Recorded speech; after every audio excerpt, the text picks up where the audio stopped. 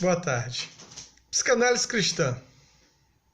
O que é isso? Existe psicanálise cristã? Um amigo me mandou um vídeo de uma pessoa que falava sobre a possibilidade, da formação em psicanálise com essa titularidade, psicanálise cristã.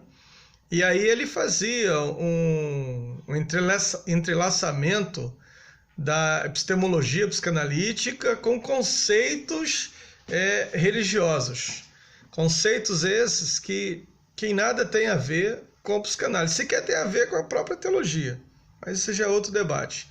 Então, o que estamos falando quando se fala sobre psicanálise cristã? Nós estamos falando sobre o pastor que faz uso da psicanálise como técnica pastoral, ou estamos falando de uma modalidade psicanalítica, como a possibilidade de uma abordagem psicanalítica diferenciada, É possível usar a psicanálise como ferramenta no auxílio de um atendimento pastoral, por exemplo? Ou seria a psicanálise uma técnica maldita, demoníaca, inventada por um ateu, por um pagão? Então, assim, primeiro é preciso entender que na própria história da psicanálise, lá no início da psicanálise, ainda com Freud, havia um pastor suíço chamado Oskar Pfister que soube sobre a psicanálise, Ele era um educador e utilizou a psicanálise dentro do seu atendimento pastoral e também voltado para a educação e sobre os auspícios do próprio Sigmund Freud. Vale lembrar que ele e Freud trocaram correspondências por quase 40 anos e foi o Oskar Pfister um dos amigos de maior durabilidade de amizade com o próprio Sigmund Freud. Então, não somente é possível usar a psicanálise como ferramenta de auxílio, como isso já foi feito, na própria história da psicanálise. Mas vale aí salientar como isso acontece.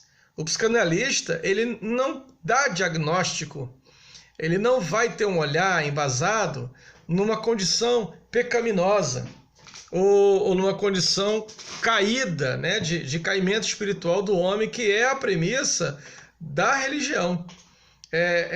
E isso não é só o psicanalista, isso também é o psicólogo, é o médico, é o enfermeiro, são todos os profissionais, da saúde, mesmo aqueles que são cristãos, mas que não vão utilizar a sua formação dentro de uma abordagem, dentro de uma cosmovisão cristã. Isso significa que o cristão ele deva rejeitar a psicologia. Às vezes eu recebo ligações de alguns amigos que indicam outros amigos e falam assim: não, já eu estou indicando fulano de tal porque eu sei que você é psicanalista e é cristão. Isso não faz a menor diferença, isso não tem o menor sentido.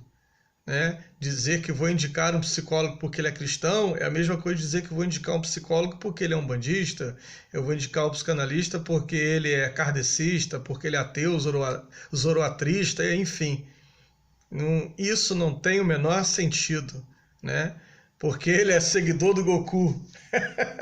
Isso não tem o menor sentido, isso não faz sentido nenhum. Se o psicanalista é cristão ou não, isso não faz nenhum sentido na questão da própria técnica da qual ele vai utilizar. É como você procurar um médico que não é cristão, e o determinado médico passar um remédio e você achar que por causa do fato dele não ser cristão, o remédio não vai ter efeito. Ou porque ele é cristão, o remédio vai fazer um efeito diferenciado. Isso não tem nada a ver com a psicanálise. Compreender a intencionalidade de uma determinada abordagem é que vai tornar evidente o tratamento, a problemática vai ser diferente dentro daquele aspecto. Então, assim, é preciso entender que nós, psicanalistas, levamos em consideração, dentro do cetim analítico, a religiosidade do analisante. Se ele é um bandista, se ele é católico, se ele é cristão, se ele é ateu. É claro que isso tudo vai ser levado em consideração. Afinal de contas, isso são partes da estrutura, do laço social da qual o sujeito vive. É possível que uma parte do sofrimento dele tenha também origem, ou seja, sustentado dentro dessa questão religiosa da qual ele está inserido. Agora, nem a psicologia, nem a psicanálise tem a intenção, está interessada na salvação da alma desse sujeito. Porque essa é a intenção do cristianismo, por um viés teológico, né, da soteriologia e tal. Isso não tem nada a ver com a abordagem da psicologia ou da psicanálise. A psicanálise trabalha com a qualidade de vida do sujeito. O que ela vai propor é desenvolver uma cura, embora o próprio conceito de cura seja extremamente discutível, mas é isso que a psicanálise propõe, e não a salvação da alma de alguém, não a questão que é própria da religiosidade. Tendo essa consciência, é que a possibilidade de considerar essa técnica se abre, não com esse cerne de uma abordagem teológica, de uma abordagem cristã, bíblica, mas como um auxílio relevante no cuidado dessas pessoas, sejam elas cristãs ou não. Agora, cabe para o aconselhamento pastoral a possibilidade de lançar mão desses conhecimentos como ferramenta auxiliar, mas nunca como uma abordagem central. É preciso entender que quando eu procuro um pastor, eu procuro por questões religiosas e não por questões terapêuticas. Da mesma forma, quando eu procuro um terapeuta, eu procuro por uma questão terapêutica e não por uma questão religiosa. Então, da mesma forma como a religião atravessa a clínica, é possível também que o pastor possa usar esses conhecimentos como uma ferramenta auxiliar dentro do seu aconselhamento pastoral, mas nunca como uma abordagem central, nunca como uma questão de terapêutica. No nosso próprio dia a dia, a gente utiliza conhecimentos, técnicas e meios que a fé cristã em nada tem a ver com aquilo. Eu não preciso ser cristão para ser matemático, mas eu vou utilizar a matemática dentro do meu dia a dia. E isso é feito, independente da minha religião. Então, o olhar clínico da psicanálise ele é algo muito singular. Dificilmente a clínica psicanalítica será usada em outro espaço que não seja o próprio ambiente terapêutico, dentro da proposta freudiana, que é uma proposta que se distancia de qualquer julgamento, tanto para o analisando, quanto para o próprio analista. Então, o ambiente religioso é um ambiente onde está inserido conceitos de tabus, de culpa, de culpabilidade, da instrumentalização dessa culpa, embora também haja a questão da culpa na psicanálise, mas aí é um viés diferenciado. Enquanto que na psicanálise a culpa é uma questão antropológica, é uma questão que está ligada à existência do próprio ser, O Nelson Rodrigues vai dizer que a culpa é o sentimento que nos sociabilizou. Sem ela, nós estaríamos todos andando de quatro ainda nos bosques. A culpa dentro da religião, ela tem um fator pecaminoso. Esse mesmo vídeo que esse meu amigo mostrou, o sujeito, quando vai falar sobre angústia, sobre depressão, ele vai colocar a depressão e a angústia dentro de uma questão da pecaminosidade. Ele vai trazer literalidades textuais, como a queda do homem, lá o mito da queda do homem no Jardim do Éden, como a origem dessa doença. Então, assim, está misturando conceitos que em nada dialogam entre si. A questão da pecaminosidade e a questão da culpa social, que são conceitos totalmente diferentes. Enquanto que na psicanálise a culpa tem a ver com o sujeito não conseguir se adequar às normativas comportamentais sociais, na teologia a culpa tem a ver com a questão do pecado, da salvação da alma, da espiritualidade, enfim. E dentro de uma proposta que há dificuldade de se entender na própria teologia, porque você tem linhas teológicas que não abordam essa questão platônica da alma. Você tem linhas teológicas, como a própria teologia universalista, que não segue essa ideia do inferno, que não segue essa ideia de um local idílico chamado céu. Então, assim, a própria linha teológica, a própria teologia tem linhas que divergem entre si dentro desse conceito. E trazer isso para a psicanálise é fazer aí um balaio de gato sem sentido nenhum. Então, o olhar clínico da psicanálise é um olhar singular que dificilmente vai poder encontrar outro espaço para além do próprio espaço, do próprio ambiente terapêutico, do próprio setting analítico.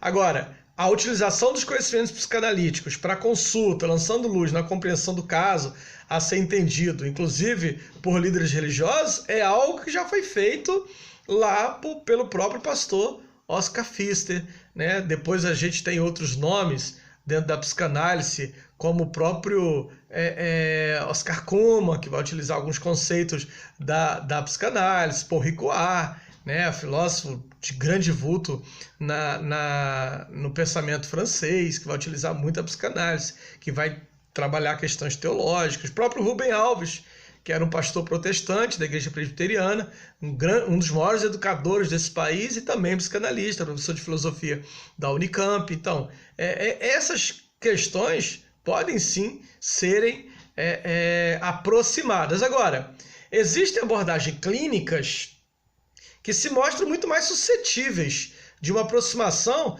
com as perspectivas religiosas, como a abordagem junguiana, psicologia analítica, né? Como a própria logoterapia do Viktor Frankl, que são abordagens que, embora não religiosas, não estejam dentro de uma premissa espiritual, de uma certa maneira apresentam propostas distintas, mas que se aproximam bastante das perspectivas religiosas, né? O conceito de inconsciente coletivo de Jung, o conceito de arquétipo, são conceitos muito próximos daquilo que você vai encontrar na fenomenologia religiosa, da ciência da religião. A psicanalista Ana Maria Rizzuto, ela escreveu um livro que saiu por uma editora, inclusive luterana, que é a Sinodal, que é O Nascimento do Deus Vivo, um estudo analítico. Nesse livro ela expressa que toda forma de crença ou descrença tem um substrato ancorado na história pessoal, inclusive o ateísmo. Ou seja, sempre haverá um componente pessoal que se serve de teórico e deve ser trazido à luz. Então, esse atravessamento da religião é muito importante dentro da clínica, né? Mas, como eu falei, se a abordagem for terapêutica, o que está sendo utilizado ali é a psicanálise. Dentro do ambiente pastoral, o que tem que ser utilizado é a teologia. Então, expressões que afirmam a existência literal de determinados objetos religiosos, como esses grupos fazem, né? A literalidade do Adão, a literalidade do inferno, a literalidade do céu, a literalidade da Eva, a literalidade pecaminosa. Quer dizer, essas questões são atitudes conservadoras, ortodoxas, dentro de uma premissa teológica fundamentalista, né? Que só aceita a contribuição da ciência quando essa está de acordo com as suas convicções.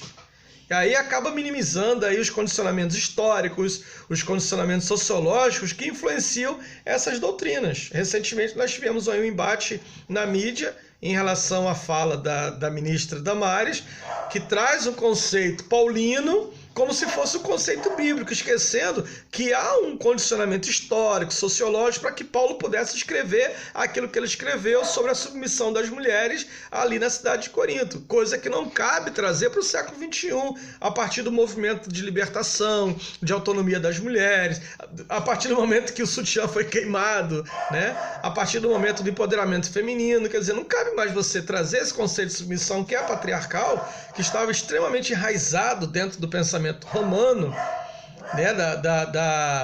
Ali em Roma, a mulher era propriedade do homem, era objeto, ela fazia parte como uma casa, como um carro, ela era um objeto da qual o homem era dono, tanto da mulher quanto dos filhos. Na civilização grega, na sociedade grega, a mesma coisa, a mulher era dona, ela era objeto da qual o homem era possuidor, né? Assim também foi esse pensamento enraizado durante a Idade Média, onde São Jerônimo chega a dizer que determinadas mulheres deveriam ser espancadas, disciplinadas pelo seu marido, porque eram insubmissas, para que elas se submetessem à submissão. Então, assim, trazer essas convicções religiosas baseado numa hermenêutica fundamentalista, literalista, é esquecer a evolução da própria teologia. Então, esses profissionais, eles agem a partir da religião e da visão de ser humano contida na religião. Então, o psicólogo que se diz, né, eu sou pessoas que colocam a abordagem psicanalítica cristã, ou a abordagem da psicologia cristã, ou da psiquiatria cristã, elas estão submetendo toda uma epistemologia própria, conceitual, científica daquela ciência para um condicionante religioso. E isso acaba redundando em generalizações idealizadas, em regras de comportamento. Daí que o sujeito no vídeo vai dizer, vai colocar, por exemplo, a homossexualidade como uma patologia do lado da ansiedade generalizada. Ele cita a TAG e ele cita a homossexualidade como se ambos fossem da mesma natureza, como ser homossexual fosse uma patologia. Entendeu? Por quê? Porque a religião, de uma determinada maneira, vai condenar aquele comportamento. Então o sujeito vai se utilizar da psicanálise para reafirmar que aquele comportamento não aceito pela religião é uma doença. Isso é complicado. E tem o caminho inverso. Recentemente eu li um artigo do deputado federal Sóstenes, que está reunindo um grupo de psicólogos cristãos para tentar colocar a homofobia como uma patologia, como uma doença. Alguém pode dizer assim, Jara, mas a homofobia realmente pode ser uma doença. Nesse aspecto, não. Porque quando eu coloco a homofobia, o racismo, a misoginia como doença, eu retiro do sujeito a responsabilização pelo seu ato. Então isso sai do campo criminal, racismo é crime, né? A homofobia é um discurso para ser criminalizado também, né? Eu tiro esse discurso do campo do crime, do campo da responsabilidade pessoal e o coloco no campo do adoecimento, onde o sujeito não é responsável pela sua atitude porque aquilo é uma doença. Então esse tipo de armadilha é criada a partir do momento em que a religião se apossa da ciência para um fim próprio, que é a sua visão de ser humano. Isso é muito complexo.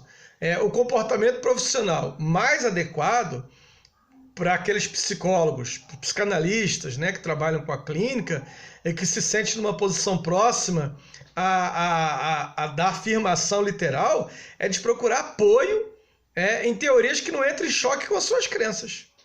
E aí desenvolver uma imagem profissional associada à denominação religiosa que defende, de modo aí a possibilitar aos seus clientes a escolha ou não pela orientação religiosa que vai ser predominante no atendimento enquanto conjunto de valores, visão de ser humano e sentido de vida.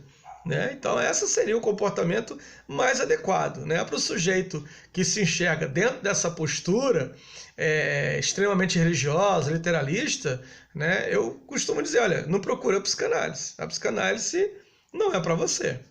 Talvez aí o caminho seja a logoterapia, né? Talvez seja a psicologia junguiana, né? Seja um caminho mais assertivo do que a própria psicanálise. Porque, de uma certa maneira, não vai haver aceitação incondicional do sujeito, não vai haver abertura para o diferente. Freud diz que a psicanálise jamais se fecharia a novas verdades. Então, quando o sujeito se fecha, vale lembrar que quando a Organização Mundial da Saúde retirou a homossexualidade do CID, né, da Classificação Internacional de Doenças, imediatamente houve uma resposta vindo dos próprios psicólogos e dos próprios psicanalistas contra essa postura. Nos Estados Unidos, quase 200 psicanalistas assinaram contra a Organização Mundial de Saúde retirar a homossexualidade, né, do seu quadro de doença. Por quê? Por conta da premissa psicanalítica, por conta da premissa da psicologia? Claro que não. A psicanálise já nunca afirmou ser a homossexualidade uma doença em nenhum momento. Muito antes ainda dela ser a própria psicanálise. O pai da psicanálise, segundo Freud, já escreveu uma carta, antes da própria psicanálise ser conhecida, ainda dentro da sua epistemologia formada, que não havia uma vantagem nem uma desvantagem, era simplesmente, né, a homossexualidade ela se interpunha no sujeito, fazia parte ali daquilo que era a construção do próprio sujeito. E aí depois ele vai escrever os 3 ensaios sobre a teoria da sexualidade, onde ele vai colocar a questão da bissexualidade psíquica, né? E de uma certa forma ele vai dizer que a homossexualidade está latente em todos os seres humanos. é que alguns, quando crescem, vão fazer a escolha, né, nas suas escolhas objetais, escolhe aquilo que lhe é diferente. Então, para a psicanálise, o discurso de gênero não faz sentido. A sexualidade para a psicanálise é uma questão que vai muito além da própria escolha do sexo, dos genitais, de tudo isso. É um discurso muito mais amplo, né? É um discurso muito mais aberto. Daí que não faz sentido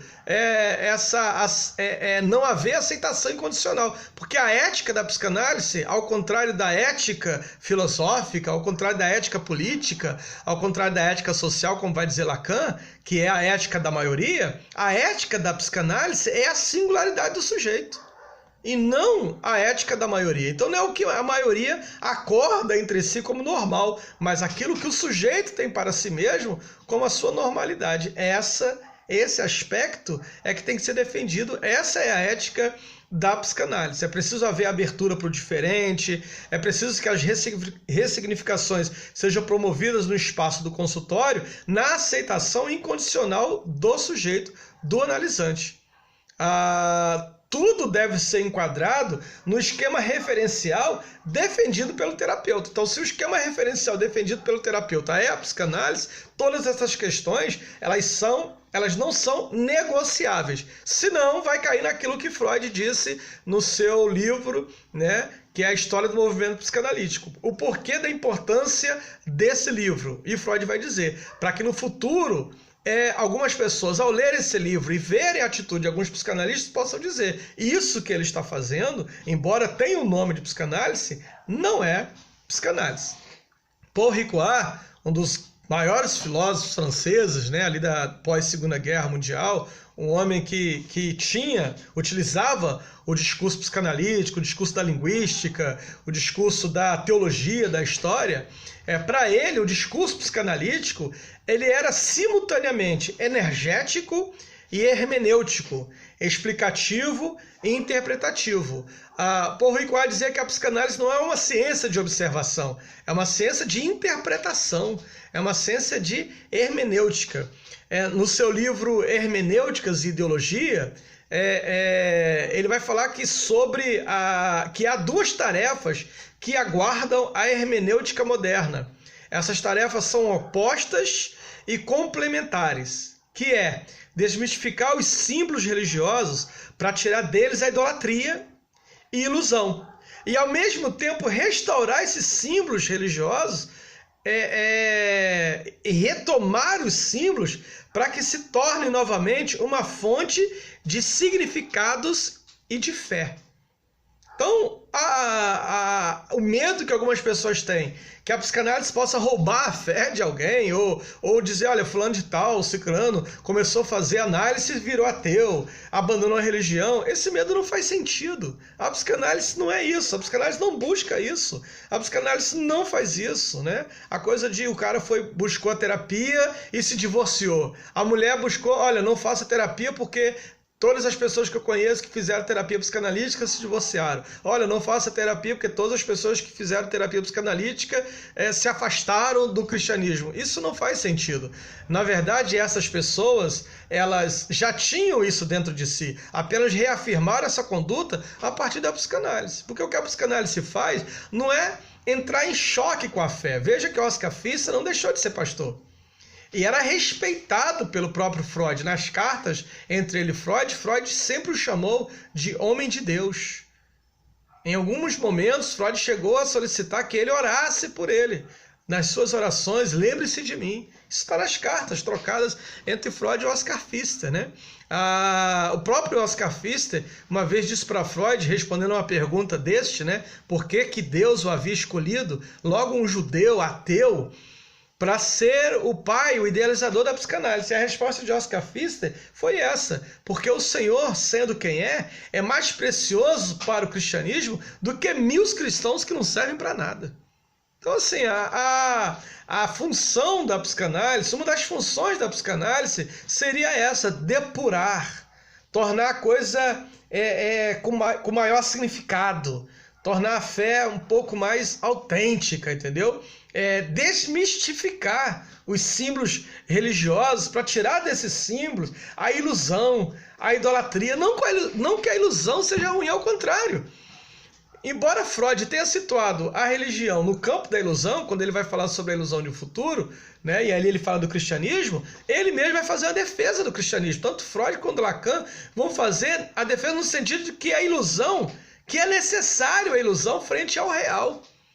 É necessário um pouco de ilusão. Uma vez me perguntaram por que eu ando, né? Uma vez uma paciente me perguntou assim, por que você anda com essa cruz, esse crucifixo? Eu falo, porque isso aqui é minha ilusão. É preciso um pouco de ilusão para um mundo tão real, para um mundo tão cheio de desamor, né? Precisa um pouco de ilusão. A psicanálise, no momento, exige que as pessoas abram mão das suas ilusões. Não, ao contrário. Ela vai pegar a ilusão, vai pegar esse símbolo, vai restaurar esse símbolo para que ele possa se tornar novamente uma fonte de significados e uma fonte de fé. E é isso que Paul Ricoeur vai trabalhar. Vai falar no seu livro, né, Hermenêuticas e Ideologias, que vale a pena a leitura. É uma interdisciplinaridade gostosa entre teologia, filosofia e psicanálise, que vale a pena ler. Então, ele vai dizer, a psicanálise não é uma ciência de observação, mas é uma ciência de interpretação. E o Lacan vai dizer a mesma coisa. Então, a atitude do profissional, ela permeia exatamente nessa questão da atividade clínica e acadêmica, com os conteúdos religiosos. E a atitude profissional em relação a essa premissa, né? Vale lembrar aqui a fala do próprio Lacan numa palestra na Universidade de Yale, quando ele diz assim, penso com os meus pés. Ou seja, a psicanálise é uma jornada, ela não começa na formação ali dos 4 ou 5 anos, ou 6 anos, ou até 10 anos, como algumas sociedades psicanalíticas colocam, e termina ali, não. É por isso que na psicanálise, na formação psicanalítica, não há certificado, não há diploma, porque se entende que a jornada psicanalítica ela não tem fim, ela só tem início. Eu penso com os meus pés, eu penso caminhando, eu penso fazendo a minha jornada. Então, assim, a postura que a própria psicanálise exige do psicanalista é uma humildade, ela requer uma humildade epistemológica. Ela requer que o sujeito reconheça que não se sabe tudo. Ao contrário, aquele que pensa que sabe tudo cai naquilo que o Lacan vai chamar de suposto saber, que era a armadilha, inclusive, do sistema cartesiano, né? Onde o sujeito vai lá, faz 5 anos de psicologia, sai com diploma e acha que ele é um psicólogo completo. Né? E acho que é um psicólogo completo. Muitas vezes eu vejo muita crítica de alguns psicólogos como psicanalistas, que eles dizem, olha, nós temos um certificado que diz que nós somos psicólogos.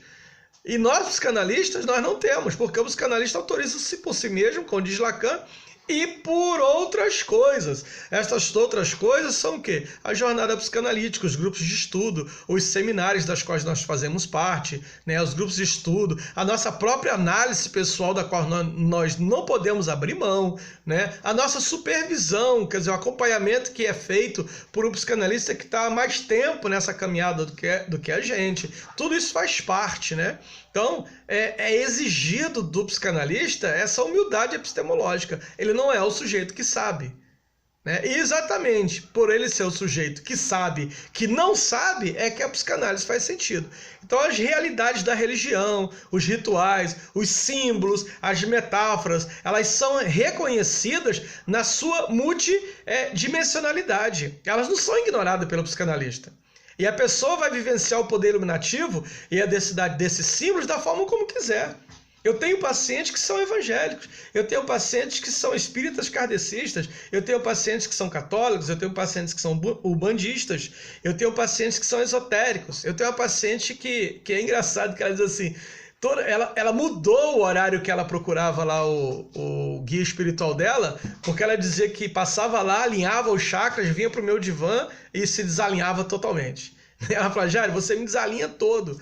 Eu falei, volta lá e se alinha novamente. Então ela mudou o horário, então ela vem aqui primeiro, desalinha, vai lá e se alinha novamente. Então assim, essas metáforas, elas são reconhecidas pela psicanálise pelas suas funções multidimensional. Elas não são ignoradas. né? Isso faz parte daquilo que é o sujeito, daquilo que é a construção do sujeito. Tanto o analisante quanto o psicanalista se abre, se permite aos mitos, aos rituais, aos pensamentos metafóricos, abordando aí a religião por seus referenciais experienciais. A fenomenologia religiosa não pode ser ignorada.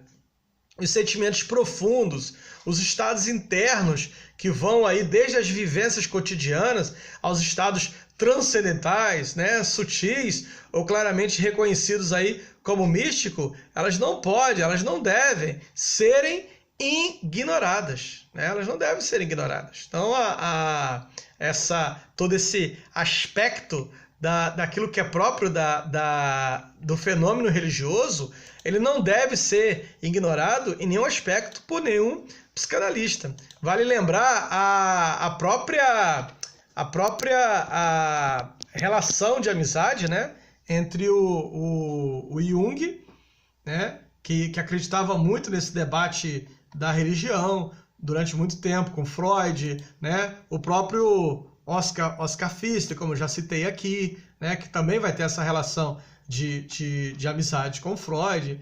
Quer dizer, todas essas questões que não devem e não podem, né, ser ignoradas nesse aspecto. Então, ignorar o fenômeno religioso dentro da experiência do sujeito é ignorar a contribuição que isso possa ter dentro da clínica, né? A contribuição que isso pode fazer dentro da própria clínica. Então, cabe aí a própria fala de Freud, né?